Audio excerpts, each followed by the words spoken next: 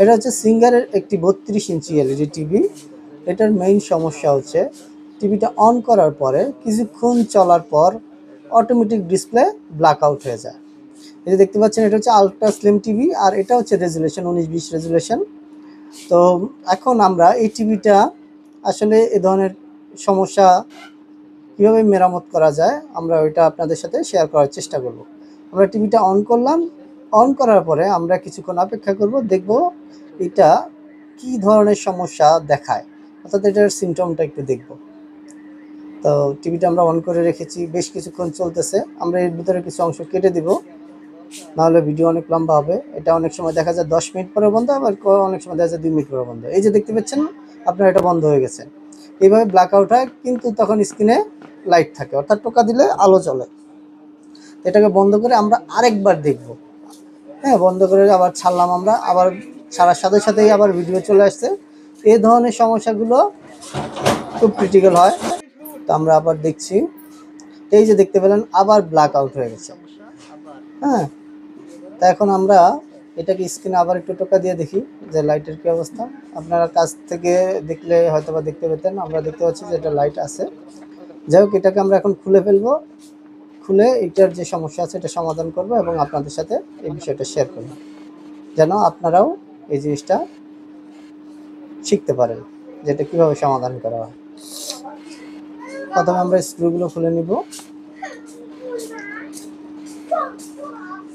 ভিডিওটা fast forward করে দিয়েছি। এটা সিঙ্গারের নন স্মার্ট টিভি, নন স্মার্ট এলইডি টিভি।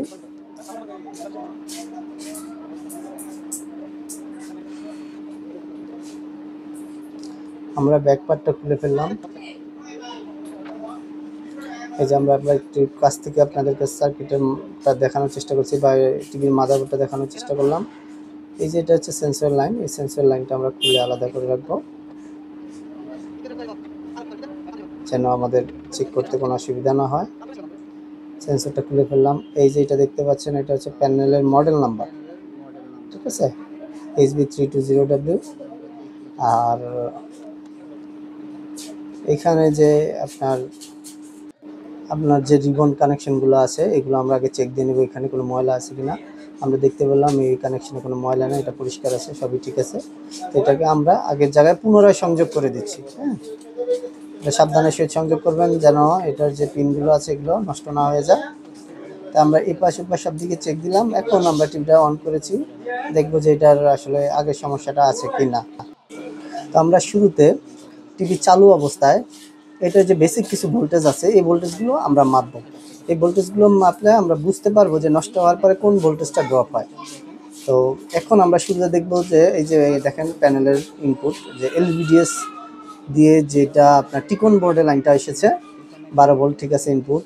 তারপরে দেখতে পাচ্ছেন যে এখানে 3.3 ভোল্ট, এটাও ঠিক আছে, বিসিসি 3.3 ভোল্ট, ঠিক আছে। এখন আমরা অন্য ভোল্টেজটা দেখব।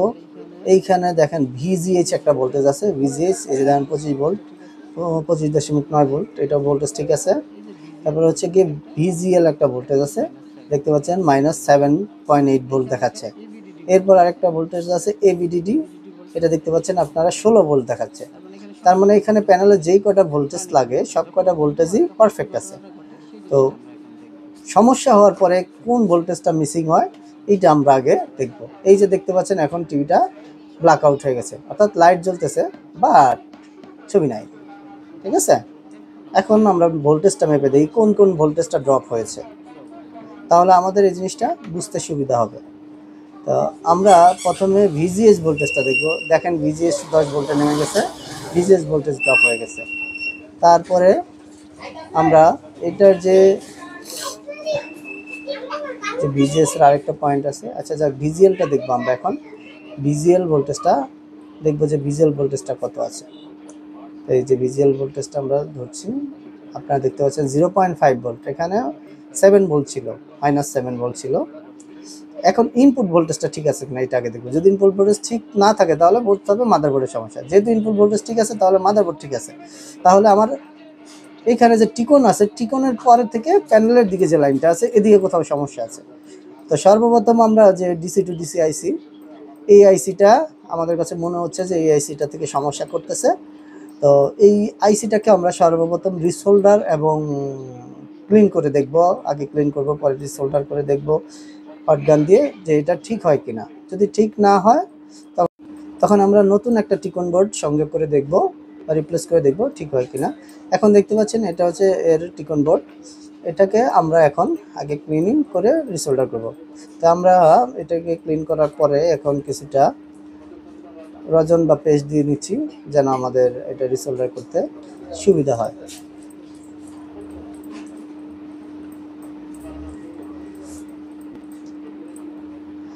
এই টিকন বোর্ডটা আপনারা কিনতে পাবেন, বাজারে অ্যাভেলেবেল পাওয়া যায়। এটার দাম আপনার 400 টাকার মতো নিবে। অনেকের কাছে এটা এক্সট্রা থাকতেও পারে, আমার কাছে এক্সট্রা আছে। যদি এটা না হয় তখন আমরা ওখান থেকে এটা কানেক্ট করে দেখব। তা আমরা হট গানটাকে টেম্পারেচারটাকে 400-তে সেট করে নিয়েছি এবং এয়ার ফ্লোটাকে 1.5 দিয়ে নিয়েছি। দিয়ে আমরা হট গানটা ব্যবহার করছি। এখন এক এক করে আমরা প্রত্যেকটা আইসিকে হিট দিব এবং রিসোল্ডার করব যেন আইসিটা কোনো প্রকার আইসিগুলো লুজ না থাকে আর কি। তো এটা আমরা ধীরে ধীরে কাজ করছি।